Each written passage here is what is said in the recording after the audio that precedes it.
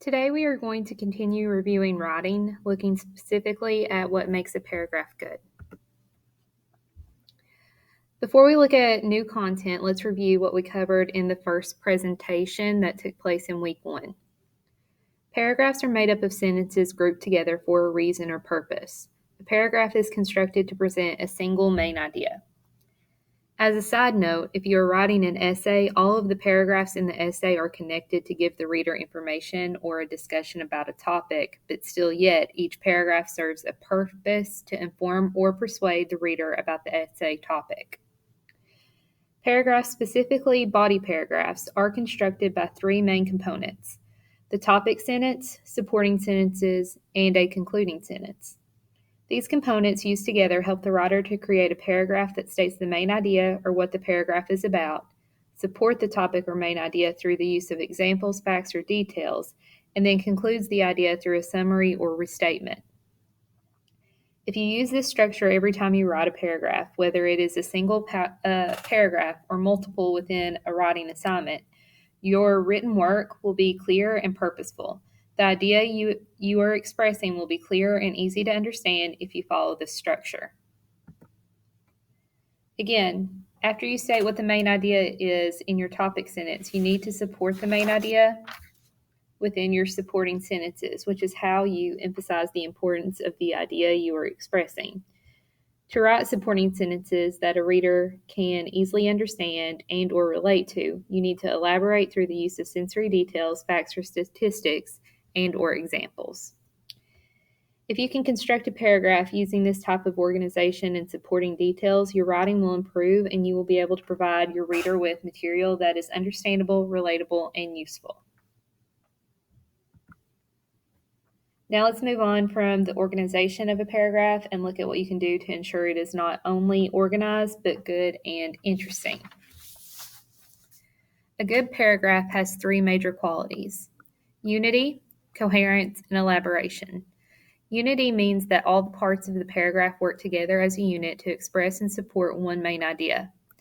Coherent means the ideas in the paragraph are arranged and connected in a way that will make sense to the readers.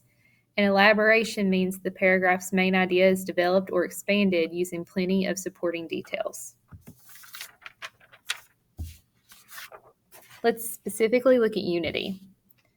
A good paragraph has unity. All its sentences work together as a unit to express or to support one main idea. Sentences can work as a unit in one of 3 ways. 1. By supporting the main idea that is stated in a topic sentence. 2. By supporting the main idea that is implied, which means not directly expressed. Or 3. By expressing a related series of actions.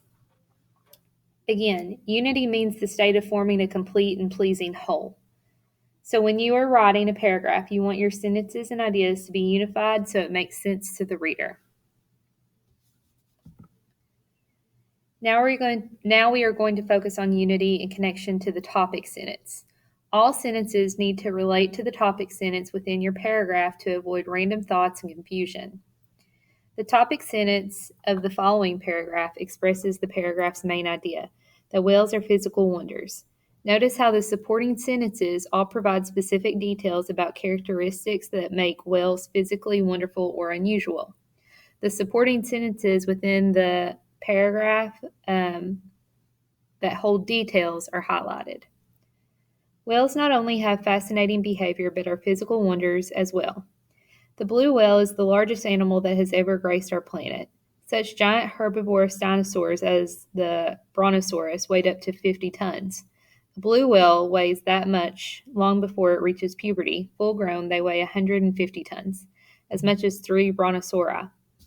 Blue whales grow to more than 100 feet, longer than any other animals. When such a whale is vertical in the water with its tail at the surface, its nose is deep enough to be subjected to the weight of 3 atmospheres. It is possible they dive deep enough, more than a mile, to be subjected to more than 200 times the atmospheric pressure experienced by people on land at sea level. After reading the paragraph, you will notice that each sentence is tied back to the topic sentence. So each sentence is tied back to the main idea of blue whales. As we go forward, we may reference this paragraph again, so If we do, just be aware that this is the sample paragraph we're talking about. Now let's look at coherence. Along with unity, a good paragraph also has coherence. If you have ever read a paragraph that did not make any sense to you, it probably did not have coherence. In other words, it was not easy for you to see how all the ideas in the paragraph fit together, how they were arranged and connected. You can create coherence by paying attention to two things: the order or organizational pattern in which you arrange your ideas, and the connections you make between ideas. So as you practice writing, you want to make sure your line of thinking within your paragraph is coherent, which means logical. You don't want to jump around with thoughts, but be consistent, and make sure your supporting sentences connect to the main idea. Let's look at the order of ideas within a paragraph. How you arrange or order ideas in your paragraph can help your readers to follow those ideas. And like the previous slide, the way you organize your ideas within a paragraph lead to coherence. Often, the subject you are writing about will suggest the order of ideas. Sometimes, however, you will have to pick among several organizational patterns that suit your topic. Here are 4 useful ways to organize your ideas. Using chronological order. This relates events in the order in which they happen. Spatial order is used to describe things according to where they are located in relation either to one another or to a viewer. Order of importance is used to show importance of details in relation to one another, and logical order is used to group related ideas. Let's look at chronological order. Chronological order helps you to describe events in the order in which they happened. When you write a paragraph that illustrates a timeline or event, it would be necessary to write in chronological order. Here are some examples in which you would use chronological order. What happened when Ebenezer Scrooge met the ghosts of Christmas past? How did the Egyptians build the pyramids? What caused the American Revolution? To answer any of these questions, it makes sense to describe the actions or events as they occurred in time. In other words, you would use chronological order. Chronological order is used to explain a process, tell a story, or explain a cause and effect sequence. When you are describing an event, make sure you are using chronological order to avoid confusion, unless you need to describe something based upon importance. We have spatial order, which can be useful when you are writing using sensory details and descriptions. Look at this term closely and you will get a clue to its meaning. Spatial order is used to arrange details according to how they are spaced, nearest to farthest, left to right, or any other reasonable arrangement. But spatial order is especially useful in descriptions because it helps the reader picture how details fit together. A good example of using spatial order is when you are describing the location of a place or what someone is doing. Order of importance can be beneficial when discussing an idea or something that happened. You may find that one detail or piece of supporting information you want to use is more important than another. In this case, you may want to arrange your ideas by order of importance, keeping in mind that readers usually pay more attention to what they read first and to what they read last. If you support an idea by discussing the order of importance, make sure you are still being logical and connecting to the topic. Logical order within paragraphs is crucial when you are comparing and contrasting ideas or trying to define an idea. For something to be logical, it has to make sense. In writing, logical order is created by grouping ideas together in a way that makes sense, that is, in a way that makes the relationships between the ideas clear. Logical order is especially important when you compare and contrast subjects or when you define a subject. Comparing and contrasting subjects. When you are dealing with 2 or more subjects, you will often find it useful to compare them, explain how they are alike, contrast them, which explains how they are different, or both compare and contrast them. And defining a subject. To define a subject, you first identify the large class or group to which it belongs. Then you provide specific examples and details that distinguish the subject from other members of its group. Ensure that you show connections when you group ideas together to ensure coherence. Along with putting ideas in order that make sense, you gain coherence in a paragraph by showing how the ideas are connected. You can show connections in 2 ways: by using direct references or by using transitions. Direct references. Direct references link ideas by referring to a noun or pronoun that you have used earlier in a paragraph. You can make a direct reference in 3 ways. Use a noun or pronoun that refers to a noun used earlier. Repeat a word used earlier.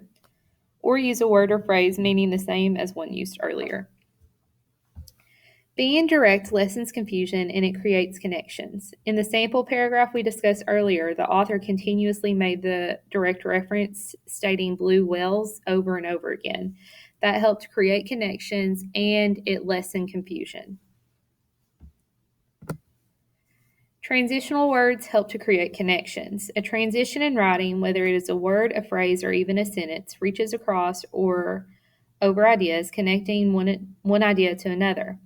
When you use transitions, you do not only connect ideas, but also show how they are connected, often by using phrases that include conjunctions and prepositions showing chronological or spatial order. The chart on the next page shows how certain transitions are related to certain types of writing.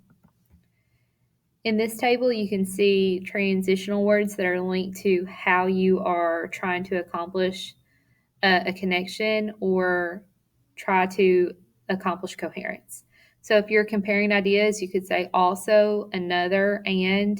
Similarly, contrasting ideas, you could say still, in spite of, on the other hand, but, instead, showing cause and effect, for, so that, as a result, and so on. You all can read these yourself, and there are a number of tables online if you just search up transitional words and phrases that you could use as an example.